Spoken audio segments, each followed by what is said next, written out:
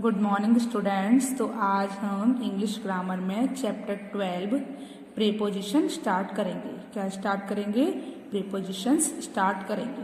तो आप जानते हैं कि प्रीपोजिशन की स्पेलिंग क्या होती है। चलिए पढ़ते हैं। तो चैप्टर 12 प्रीपोजिशन स्पेलिंग बोलिए। PREPOSITIONS preposition. क्या बोलते हैं?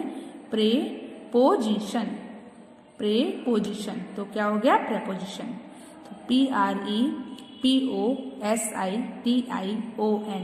प्रीपोजिशन की स्पेलिंग याद हो गई। चलिए तो अब देखते हैं कि प्रीपोजिशन क्या होती है। ओके, चलिए स्टार्ट करिए। A preposition is a word that show the relationship of one word in the sentence to another word। तो क्या है बच्चों?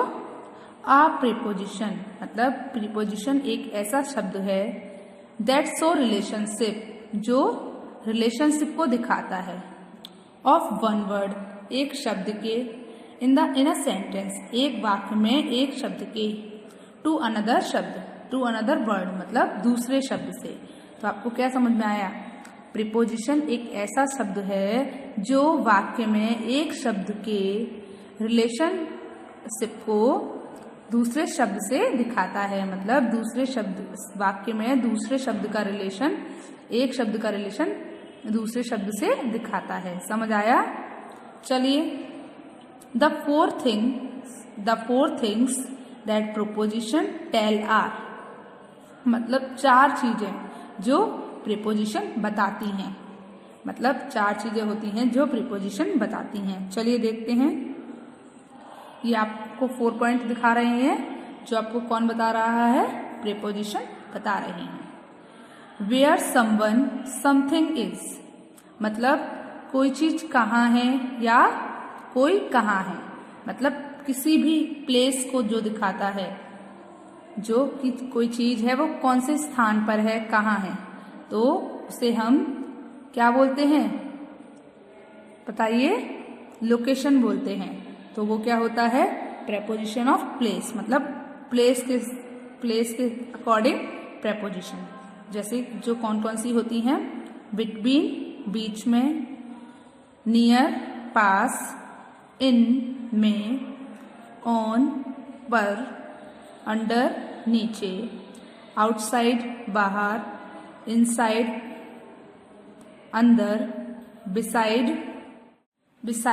के बगल में, बिसाइड के बगल में। तो बिटवीन बीच में, नियर पास, इन में,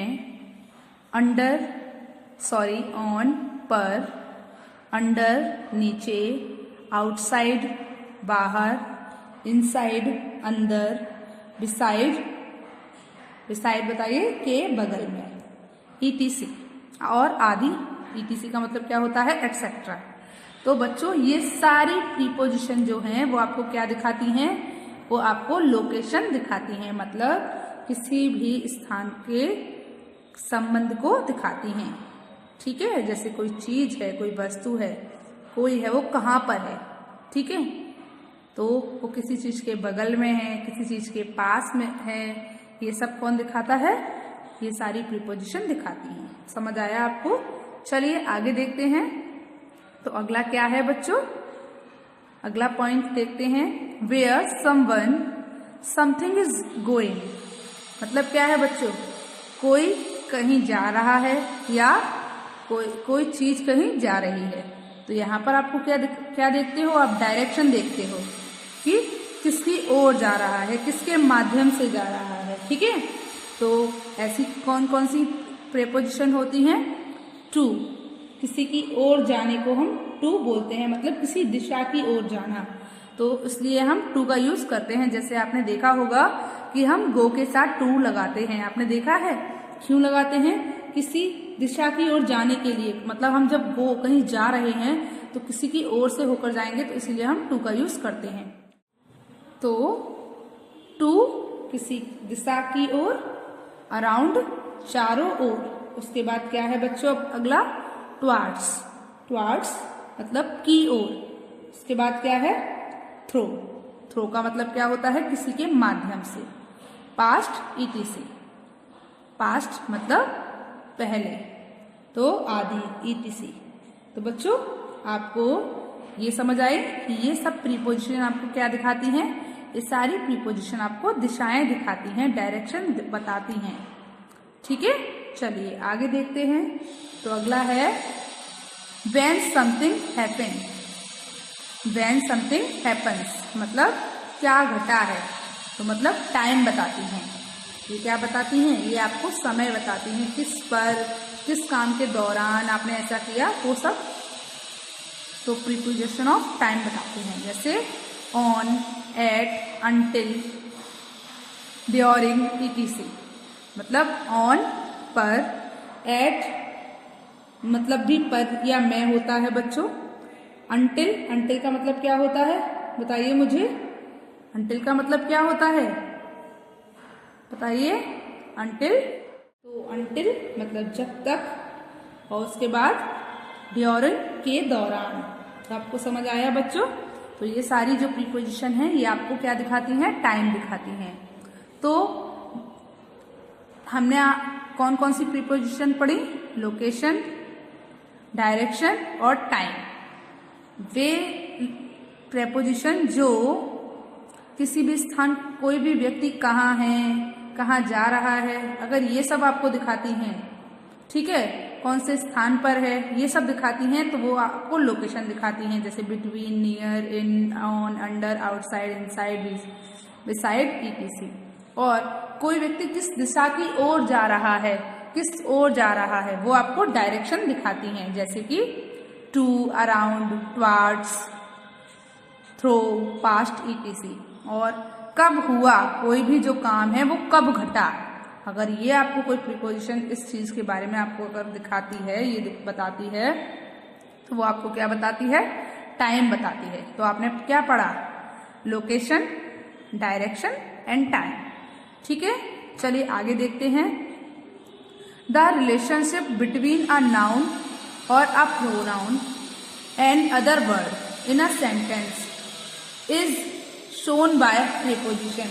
मतलब क्या है बच्चों, a relationship between a noun और प्रोनाउन, मतलब संज्ञा और सर्वनाम के बीच, संज्ञा या सर्वनाम के बीच रिलेशनशिप, क्या संज्ञा और या सर्वनाम के बीच रिलेशनशिप, एंड अनदर वर्ड और दूसरे शब्दों में,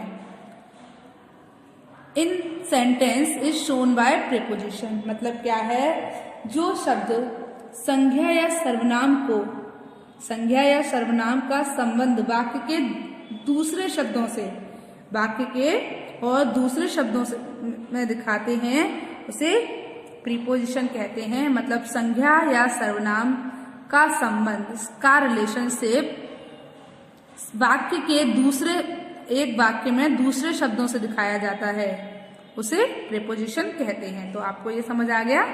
चलिए आगे देखते हैं। तो अब आगे कुछ सेंटेंसेस दिए हैं, उनको देखते हैं। तो बच्चों रीड द फॉलोइंग सेंटेंसेस, मतलब यहाँ पर कुछ सेंटेंस लिखे हैं, आपको देखना है वो किस चीज का रिलेशनशिप दिखा रहे हैं और कौन से शब्द से दिखा रहे हैं। तो the was is on the table. तो देखिए बच्चों, जो वाज है ये वो कहाँ पर है, टेबल पर है। तो यहाँ पर बाज और टेबल का संबंध किससे जुड़ रहा है, ऑन से जुड़ रहा है, कि जो वाज है वो कहाँ पर है, टेबल पर है। तो यहाँ पर आपको क्या पता चल रहा है, लोकेशन पता चल रही है कि जो वाज है वो किस पर रखा है, वो टेबल पर रखा है। तो यहाँ पर आपको क्या, दो संज्ञाओं के बीच के रिलेशनशिप को कौन बता रहा है, ऑन बता रहा है। ठीक है, तो ये क्या है, प्रीपोजिशन है। तो the was is on the table. तो यहाँ पर वॉज और वाज और टेबल का संबंध, वाज और टेबल के बीच का रिलेशनशिप कौन दिखा रहा है, ऑन दिखा रहा है।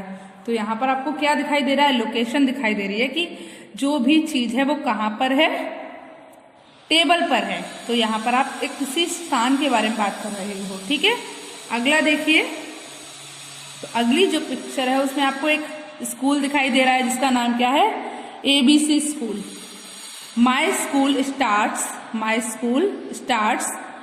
Eight 7:30 AM।